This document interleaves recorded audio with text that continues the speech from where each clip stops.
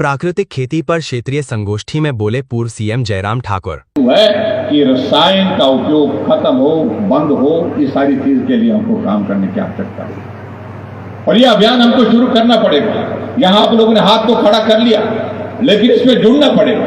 शुरुआत खुद से करनी पड़ेगी, अपने साथ के साथी से करनी पड़ेगी, क्योंकि पूरे देश भर में हम देखते हैं कि बहुत बड़ी तादाद जो अगर है तो वो किसानों की है।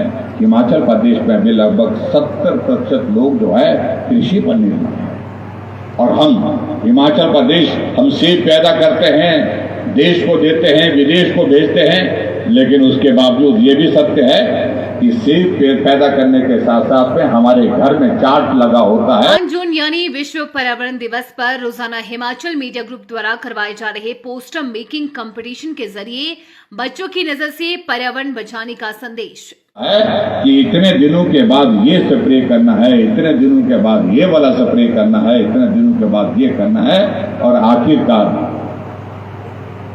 सारी चीजों को इस दिशा में ले जाते हुए हम बहुत बड़ा नुकसान कर रहे हैं। भले ही हमको फसल मिलती होगी, लेकिन उसके बाद हम नुकसान जो है पूरे समाज का कर रहे हैं। उस दृष्टि से मुझे लगता है कि हमको काम करने की आवश्यकता है।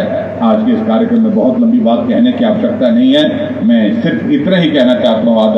आदरणीय देवव्रत जी का मैं अभिनंदन करता हूँ। आप सबका मार्गदर्शन चाहते हैं यहाँ पर, और ये हिमाचल जो देवभूमि कहलाता है, प्राकृतिक दृष्टि से ये बहुत संपन्न प्रदेश है। बहुत कुछ प्रकृति ने यहाँ पर दिया है, जिसको हम कायम रखें, इसको मजबूत करें। लेकिन ये तभी संभव है जब हम इस सारी चीज के लिए आगे बढ़कर के प्रेरणा लेने के बाद काम में जुटे कि प्राकृतिक खेती ही एकमात्र रास्ता है आगे बढ़ने का, स्वस्थ रहने का, जिंदा रहने का।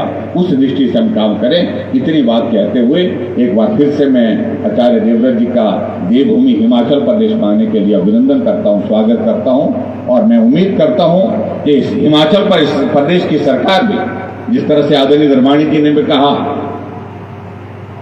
कि, और उस दृष्टि से मैं उम्मीद करता हूं कि आप आगे बढ़ेंगे और जहां हमारे विपक्ष की भी उसमें सहयोग की आवश्यकता होगी, हम भी आपके साथ उसमें खड़े होंगे, क्योंकि ये हमारे समाज के लिए, हमारे देश के लिए, हमारे प्रदेश के लिए आज की आवश्यकता है।